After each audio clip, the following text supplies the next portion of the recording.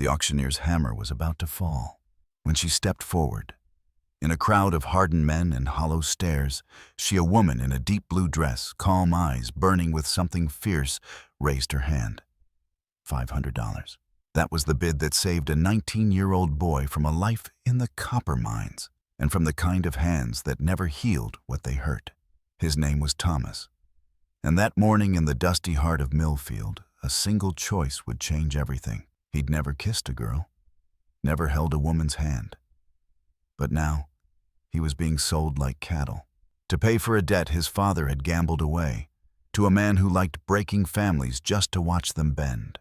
What would you do if your life came down to the highest bidder? If freedom cost more than you'd ever seen? And what if the person who saved you was in more danger than you ever imagined? This is a story about a boy who was sold. The woman they underestimated, and a ranch built not on land, but on courage, loyalty, and fire. They didn't find each other by chance. They were drawn together by desperation, and by a war no one saw coming. Because sometimes, being bought is just another word for being saved. Millfield, Kansas. The morning sun rose slow over Main Street, lighting up dust and despair in equal measure. And standing on a crude wooden platform in the town square, hands tied barefoot, eyes down, stood a boy, Thomas Whitmore. 19, too young to drink, too old to cry. But as he faced the crowd that had come to bid on his life, tears burned behind his eyes anyway. He wasn't a criminal. He hadn't done anything wrong. But justice doesn't always fall on the guilty. And Thomas was about to pay the price for his father's sins. Harold Whitmore had been many things, once a good man even. But debt has a way of rotting a soul, and by the time Harold's luck dried up at the poker table, he owed more than he could repay to Vincent Cray, the cruelest loan shark this side of the territory. Cray didn't want the farm, he wanted the boy. Now in a twisted kind of justice, Thomas was being auctioned off to settle an $800 debt, sold into indentured servitude like cattle. A year may be too hard labor to pay back a bet he never placed. Old man Peterson shouted the first bid. 200. He needed boys for the copper mines where lungs went black and hope went thin. Then Jake Morrison, rancher, drinker, brute, called out 250. Both men looked at Thomas like he was a shovel they'd wear out and toss aside. Thomas kept his chin up, barely. His heart pounded in his chest like a warning drum. Was this how his life would end before it ever truly began? And then, a woman raised her hand. She stood near the back alone. A dark blue dress hugged her frame. A wide-brimmed hat shadowed her auburn hair. But her eyes, green as prairie grass, were sharp, watching him with a strange intensity. 300, she said, calm and clear. The crowd turned. A woman bidding at a debt auction unheard of. And yet, there was no laughter, just curiosity, and maybe a little fear. Peterson grunted and raised to 350. She didn't blink. 500. Silence fell. That was more than most folks made in a year. Jake Morrison spit in the dirt, gave her a long look, then stepped back. Peterson cursed under his breath and walked away. Going once, the auctioneer barked, confused. Thomas met her gaze. In that moment, something passed between them. Not pity, something else. Recognition, maybe. Hope. Going twice. Sold. The gavel struck. The rope came off. And just like that, Thomas Whitmore belonged to a stranger. She walked toward him slowly, not smiling, not speaking. She handed Cray a leather pouch. "Pleasure doing business with you, ma'am," the man said, teeth flashing like a predator. She didn't answer. Her eyes stayed on Thomas. "My name is Clara Delmont," she said quietly. "You're coming with me." Thomas nodded his heart, unsure whether to break or begin again. And from the edge of the square, 3 men watched them ride away. Not everyone was happy about the purchase. The wagon wheels creaked as they left Millfield behind the dusty horizon, stretching far and silent ahead of them. Thomas sat stiffly beside the woman who now technically owned him, though she hadn't spoken a word since they'd left the square. She held the reins with practiced ease, her eyes focused forward, unreadable. Her profile caught the light in flashes. High cheekbones, a faint scar along her jaw. Calloused hands that didn't match the delicate lavender scent that lingered near her. He wanted to speak, to ask questions, to understand why a woman like her would spend half a year's wages on a boy like him. But silence hung heavy between them. It wasn't uncomfortable. Not quite. It was more careful. Like two people sitting in the echo of something neither one of them had the courage to name. Finally, Thomas cleared his throat. "Ma'am, may I ask, what do you want from me?" Clara didn't answer right away. Her eyes narrowed slightly, scanning the trail ahead. When she did speak, her voice was steady but quiet. "Can you read and write?" The question caught him off guard. "Yes, ma'am. My mother taught me before she passed." "Good." She nodded once, then added, "What about livestock, chickens, cattle?" "A little. We had some before." He didn't finish the sentence. The shame of what his father had done still clung to his voice like tar. Clara didn't press him. "I'm not interested in your father's sins," she said simply. "I'm interested in whether you've still got some fire left in you." That word fire settled deep into Thomas's chest. He looked at her again, really looked. Clara Delmont wasn't the kind of woman the world expected to run a ranch. And yet, she held herself with a quiet, unmistakable strength, like someone who'd had everything taken from her and decided to rebuild with her own hands. "I'll work," Thomas said, almost too fast. "I'll earn every dollar you paid." Clara offered the faintest smile, almost like she was trying to believe it herself. "We'll see." As the wagon crested a hill, Thomas saw it a sprawling stretch of green pasture barns, in good repair, and a white farmhouse standing proud against the Texas sky. Not grand, but cared for. Alive. "This is yours?" he asked in disbelief. Clara nodded. "Every acre. My husband and I built it. Been running it alone for 2 years now." That's when it hit him. She wasn't just tough, she was surviving. Every nail, every fence post, every head of cattle was proof of a woman who had refused to give up, even when the world wanted her to. He turned his eyes back to the road, something in his chest stirring he didn't yet have words for. But as the house drew nearer, something else caught his attention. Tracks in the dirt, wagon ruts, fresh ones, and they didn't match Clara's. "Someone's been here," he said quietly. Clara's jaw tightened. Her hand moved beneath her coat toward something metal. She didn't reply. She didn't need to, because whatever had drawn Clara Delmont to spend $500 on a stranger that morning was waiting for them back home. The house smelled like dust and lavender and something else beneath it all unease. The front door was open. Not wide, not dramatic. Just enough. Enough to say, "We were here," without ever writing it down. Clara didn't speak. She moved ahead of Thomas, slow and deliberate, her hands still beneath her coat fingers, curling around the grip of a small pistol. Thomas followed, heart thudding against his ribs, not from fear exactly, but from something more disorienting. He'd just left the auction block, a free man, or close to it. And now he was walking into a stranger's home, the air thick with tension and secrets. The entryway was quiet, but the signs were obvious: drawers, open papers, tossed curtains yanked loose. Not the chaos of petty thieves. It was careful, specific. Whoever had come wasn't looking for jewelry or silverware. "They wanted me to know," Clara whispered more to herself than him. This wasn't a robbery. This was a message. Thomas bent to gather scattered papers, but Clara's hand stopped his. "Not yet," she murmured. "We don't know what they touched." He felt her fingers against his wrist, firm but not harsh. It was the first time someone had touched him like that since his mother passed. Not to command, not to scold, but to protect. They moved through the house quietly. The kitchen was disheveled, but the china remained untouched. Her office papers ripped from drawers, the small safe cracked open. Upstairs, her bedroom was in disarray, but nothing of real value seemed missing. That's when it clicked. They weren't here for things, Thomas said softly.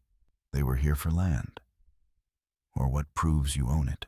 Clara's eyes met his green flecks, catching the last light from the window. Exactly. She walked to the window, the late afternoon sun casting long shadows across the porch. Her body was still.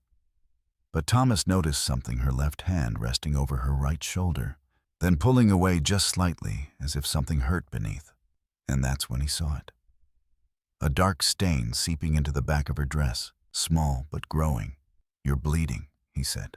Clara flinched. Just slightly. There was silence between them.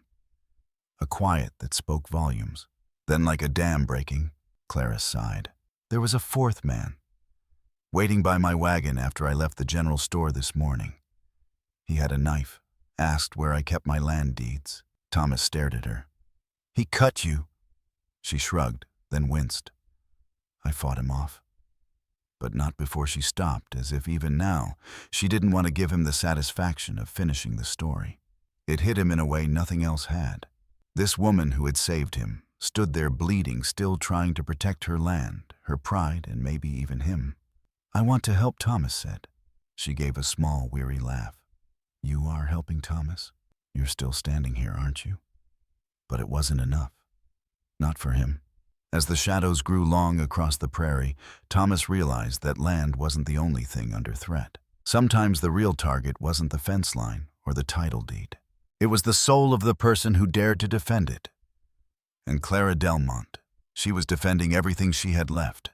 But they weren't alone anymore. As Clara slowly sank into the chair by the fire, Thomas moved toward the pantry, searching for the first aid kit.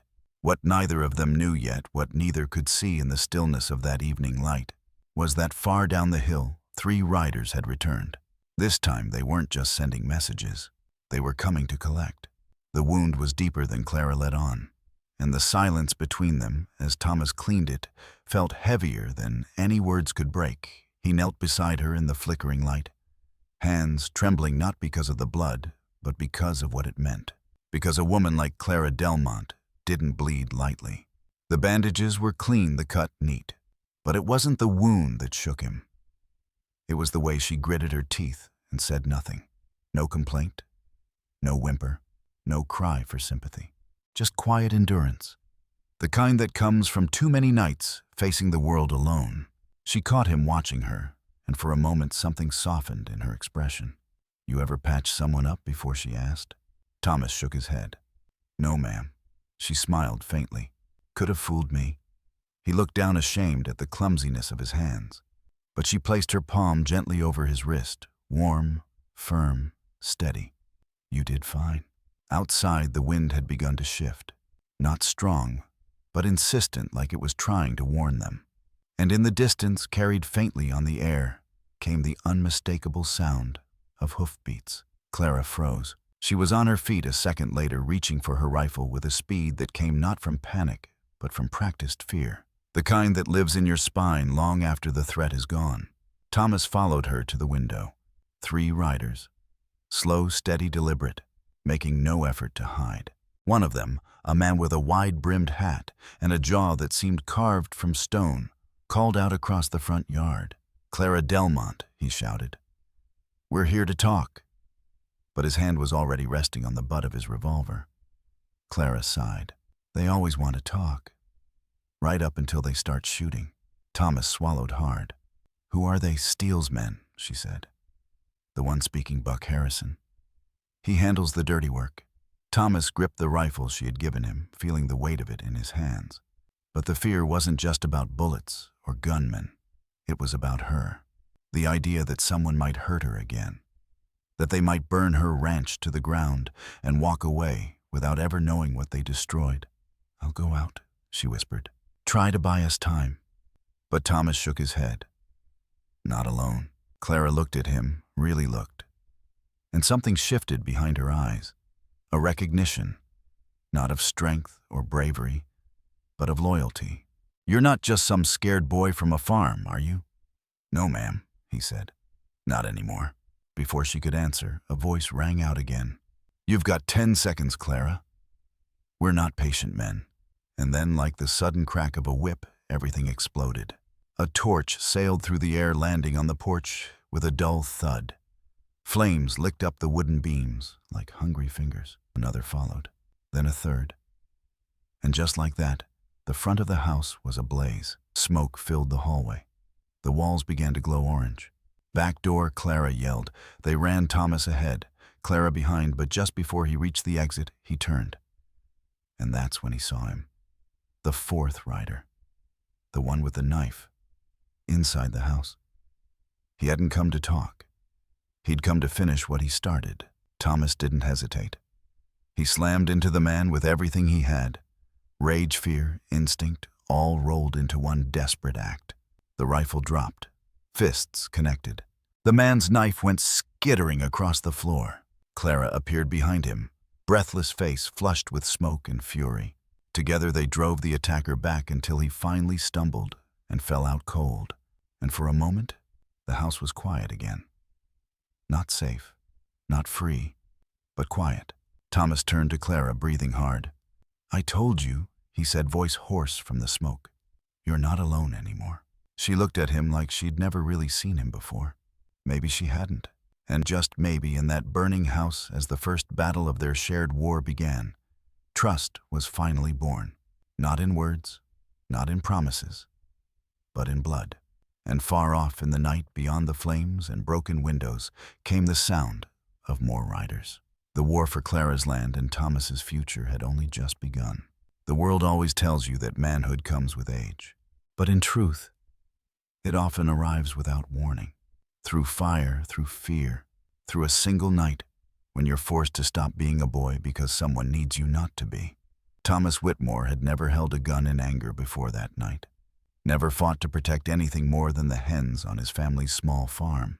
But as the flames danced across the black sky and smoke curled up from the ruins of Clara's home, something inside him changed. It wasn't just that he had fought. It was because for the first time in his life, someone trusted him with more than chores or borrowed time. Someone brave and bruised had looked at him not as a burden, not as a child, but as a partner. Clara's blood still marked his shirt. Her rifle still rested in his trembling hands, and her belief in him was still echoing in his ears like a distant hymn. They sat beside the creek, now hidden beneath the thick willows, listening for hoofbeats. The air was cool against their damp skin, but Thomas barely felt it. His mind replayed the night on a loop, the crash of torches, the attacker's knife, the moment he threw himself from the roof without a second thought.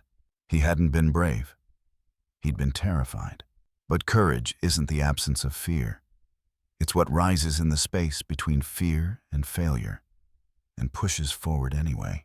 Clara sat beside him, knees pulled to her chest, her green eyes staring out across the water. What remained of her ranch, her life's work, now smoldered in the distance, a scar against the horizon. "Do you regret it?" Thomas asked softly. She turned to him, her face streaked with soot and quiet resolve. "Regret trusting you," she said. "Not for a second." He swallowed, hard emotion catching in his throat.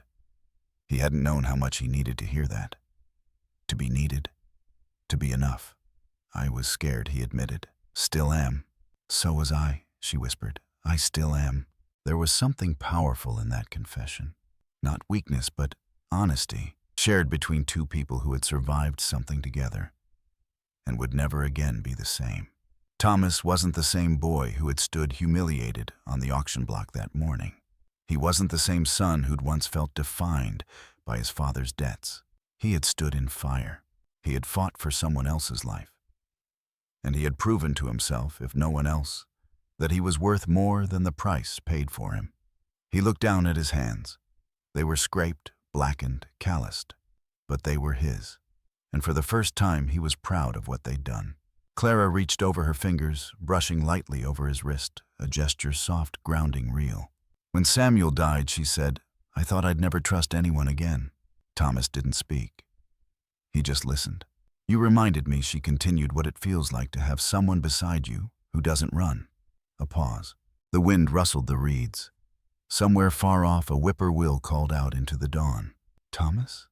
she said gently. "You don't belong to anyone anymore." He turned toward her, her face barely visible in the pale light creeping across the sky. "No," he said, voice low and steady. "But I choose to belong here. With you." There it was, quiet and honest. A choice made not by circumstance, but by heart. And though the road ahead was still dark, though Harrison's men still hunted them, the boy was gone now. What rose in his place was a man forged not in war, but in purpose. Some betrayals come with a blade. Others wear a smile or a badge. The first time Thomas had ever seen a sheriff's star, he was a child standing beside his mother at the county fair, looking up in awe at the lawman who tipped his hat and passed them by. To a boy, that five-pointed badge looked like truth, like justice, like safety. But safety is a fragile thing, and truth sometimes is just a costume stitched with lies. 2 days had passed since Clara's ranch burned. 2 days of hiding, moving only by night, sleeping under stars that offered no comfort. And now, dust-covered and bone-tired, they stood outside the marshal's office in Carson City. Clara's wounds had started to scab.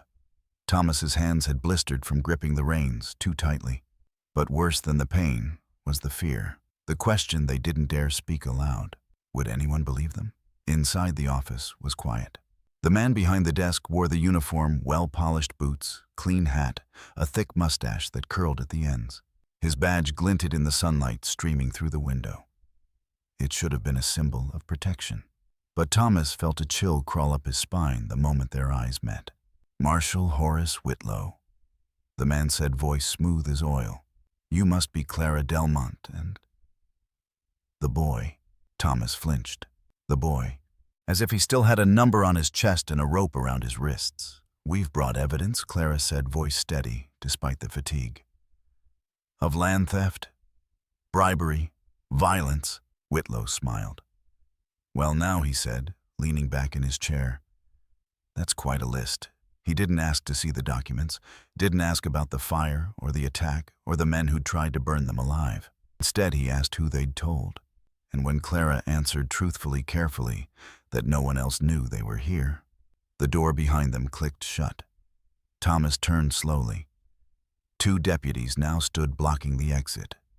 One had his hand resting casually on the grip of his revolver. No urgency, no questions, just control. Clara reached for the leather satchel containing her papers, but Whitlow held up a hand. "I wouldn't, ma'am," he said softly. "That evidence might get misplaced in custody. Best let us handle this quiet." For a long moment, no one moved. Thomas's throat tightened. He could feel Clara's breath beside him, calm, but shallow. This was the nightmare they hadn't prepared for. They had ridden for justice, but justice, it turned out, had already been bought and paid for. "How much did Marcus Steele give you?" Thomas asked quietly. Whitlow's smile widened. "Enough to retire somewhere where people don't ask so many questions." There it was. The price of law. And just like that, the badge Thomas once admired felt like a threat, a weapon used to silence rather than protect. But it wasn't fear that gripped him now. It was clarity. Clara had risked everything for this moment. She'd faced down armed men, buried her horses, crawled through dirt and ash. And now, surrounded by crooked lawmen, she stood unflinching, tall, even in defeat. "You're going to lock us up?" she asked. "Just until this whole thing blows over?" Whitlow replied smoothly. "People forget things faster than you'd think." And maybe he was right. Maybe most would. But Thomas Whitmore wasn't most people anymore. As Whitlow ordered the deputies to confiscate their belongings, Thomas caught Clara's eye. No words passed between them. They didn't need any. Because sometimes when evil wears a badge, when the good are cornered and the truth is threatened, that's when real courage is born. There are moments when the world stands still. Not because the storm has passed, but because something stronger than fear takes hold. For Thomas Whitmore, that moment came not with gunfire, but with the way Clara looked at him across the iron bars of a jail cell. The crooked marshal had separated them. 2 cold cells in the back of a stone-walled office, no windows, no clock, no mercy. Outside, the sun was setting shadows long and sharp across the floor. Inside, silence pressed in like a second skin. They hadn't spoken since being locked away. But sometimes words aren't needed. From across the dim hallway between their cells, Thomas caught Clara watching him. Not with fear, not with regret, but with something softer, something heavier. Guilt, maybe, or something dangerously close to love. He rose from the wooden bench and stepped toward the bars. "Still think you should have left me behind?" he asked, voice low. Clara blinked. Her expression didn't change, but something flickered behind her eyes. "No," she said finally. "I think I should have kissed you sooner." The confession hung in the air like a fragile bridge between them. Thomas took a shaky breath. It had been days since he'd bathed. He was dirty, bruised, exhausted. But in that moment, standing across from her, he felt more like a man than he ever had before. "What happens next?" he asked. Clara leaned her head against the bars. "They'll move us tonight," she whispered. "Steele's men'll make it look like an accident. Wagon crash, bandit attack, something no one'll question." Thomas clenched his fists. "We can't let that happen." Clara gave a small smile, tired but fierce. "I've been letting things happen for too long, Thomas. I'm done waiting for someone to save me." She stepped forward close enough that their fingers could touch through the bars. When her hand reached for his, he didn't hesitate. He took it. Rough palms, calloused fingers, skin cracked from cold and work and war. But still, her touch was soft. He leaned in close enough to see the freckles across her cheek, the tiny scar above her eyebrow, the streak of dirt at her temple. And in the hush of that prison, with no promise of tomorrow, Clara Delmont kissed Thomas Whitmore. Not a kiss of passion or urgency, but of choosing, of trust, of two people who had nothing left to lose, except each other. When they pulled apart, the world outside hadn't changed. The marshal was still corrupt. Steele still wanted Clara's land. And armed men were likely already preparing their escape from justice. But inside that moment, something had shifted. Not just between them, but within them. Because love, when born in fire, does not fade. It fights. And they weren't done fighting yet. As footsteps echoed in the front hallway and keys jangled on a ring, Thomas and Clara let go of each other's hands. But not the promise between them. The door creaked open. A figure entered. And with him the final test of everything they had become. The door creaked open. Boot steps, heavy, deliberate, the kind that don't rush because they already believe they've won. Thomas didn't move. Clara barely breathed. It wasn't the marshal. It was Buck Harrison, Steele's right-hand man. The one who burned Clara's home, the one who knew how to turn a lawful badge into a weapon. He stood just beyond the bars, arms crossed, eyes cold. "You two are a damn nuisance," he muttered, spitting tobacco into the floor. "Steele should have finished you off that night." Clara said nothing, but Thomas saw at the slight tightening of her jaw. Not fear, not now. Just resolve. Harrison reached for his keys, shaking his head. "Gonna take you out back, one after the other. No noise, no mess. Just disappear like all the others who got in Steele's way." He opened Thomas's cell first. The metal groaned like it didn't want to betray him. Thomas stepped forward slowly, hands raised. But what Harrison didn't know, couldn't know, was that Clara had hidden a broken spoon beneath her boot heel, a jagged edge she'd been working at all night against the stone floor. The moment Thomas blocked Harrison's view, she acted. It wasn't graceful, it wasn't elegant, but it was enough. The blow landed square behind Harrison's knee. He staggered. Thomas lunged. There was no heroism in it, only desperation. When it was over, Harrison lay groaning, disarmed, tied with his own belt. And Thomas was breathing like he'd run 10 miles. Clara touched his shoulder. "You all right?" He nodded. "Let's finish what we started." They moved quickly, quietly. Out the back door, past the drunken deputy, asleep with his boots on the desk. The town was still asleep, or pretending to be. Justice was a distant thing here. A luxury.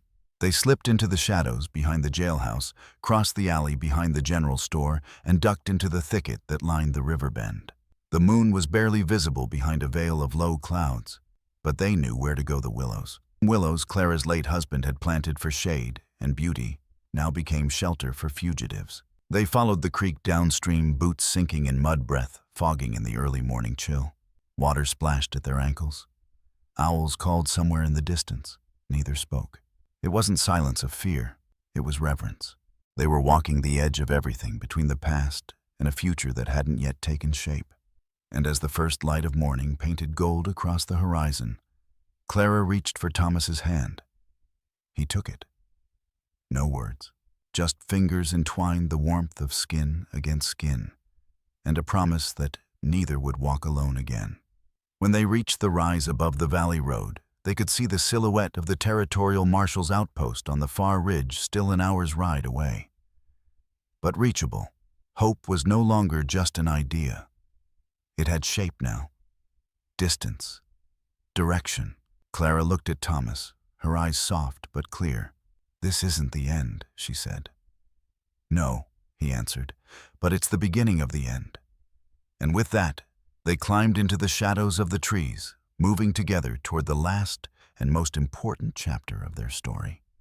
The road to Carson City wasn't marked on any map, not the road Clara and Thomas took. It wound through ravines where silence pressed against your chest, past ghost towns where windows stared like hollow eyes, and along cliffs where one misstep would send you into a canyon no one would ever climb down to find you.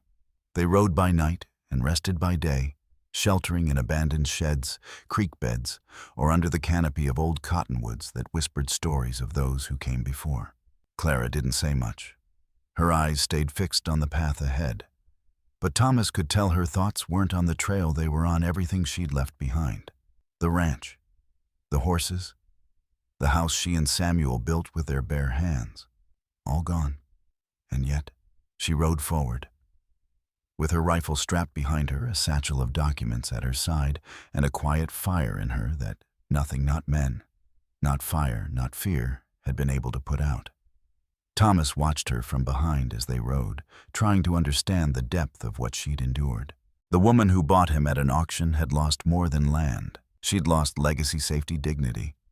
But she hadn't lost hope. That's what Thomas clung to as his legs ached in the saddle, as his eyes stung from lack of sleep. She still believed justice could be found even out here. And somewhere along that dusty trail, something changed in him. He stopped feeling like the boy who had stood on a wooden platform, humiliated and powerless. And he started feeling like a man riding beside a woman worth standing for, worth dying for, if it came to that. One night they camped near a dried-up riverbed. The stars were out in full force, blanketing the sky like scattered promises. Clara sat beside the fire, the evidence they carried spread out between them. Deeds, ledgers, forged loan papers, names scribbled in corners like secrets. Thomas looked at her. "Do you think they'll believe us?" She met his gaze. "We don't need them to believe us.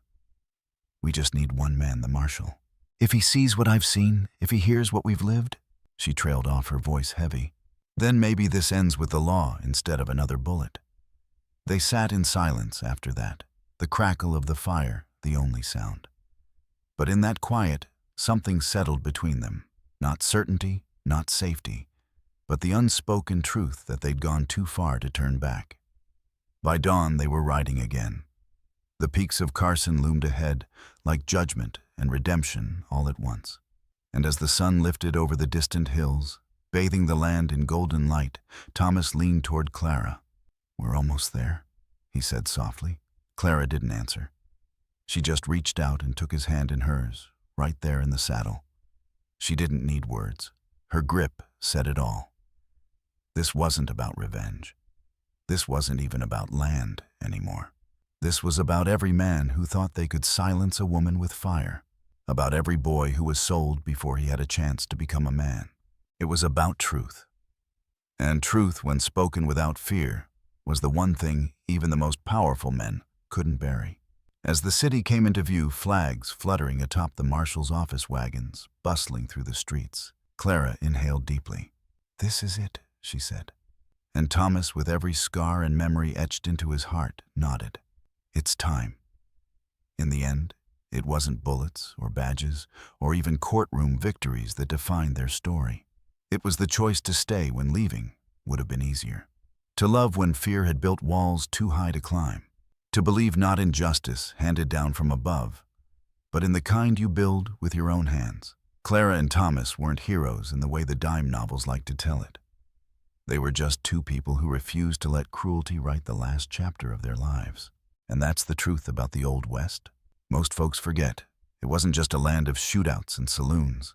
It was a place where broken people tried to make something whole again, where second chances came not with fanfare, but with quiet mornings and calloused hands and hard-won trust. On that porch, years later, Thomas would sometimes sit with a child curled in his lap, telling stories that didn't always end in gunfire. Stories about courage, about holding on, about a woman who once paid $500 not to own a man, but to free him. And somewhere deep inside, Clara would smile not because life had turned out perfectly, but because it had turned out honest, earned, real. So, if you've ever felt like the world has marked you for failure, if you've ever stood alone unsure whether the life you're building is worth the fight, just remember Clara and Thomas. And know this, sometimes the fiercest kind of strength is simply choosing not to run. If this story moved you, consider subscribing. We've got more tales just like this, true stories of grit, grace, and redemption from the American frontier. Because the West was never just about guns and gold. It was about people and the quiet power of choosing love over fear. Click on the next story now. I promise it's one you won't forget.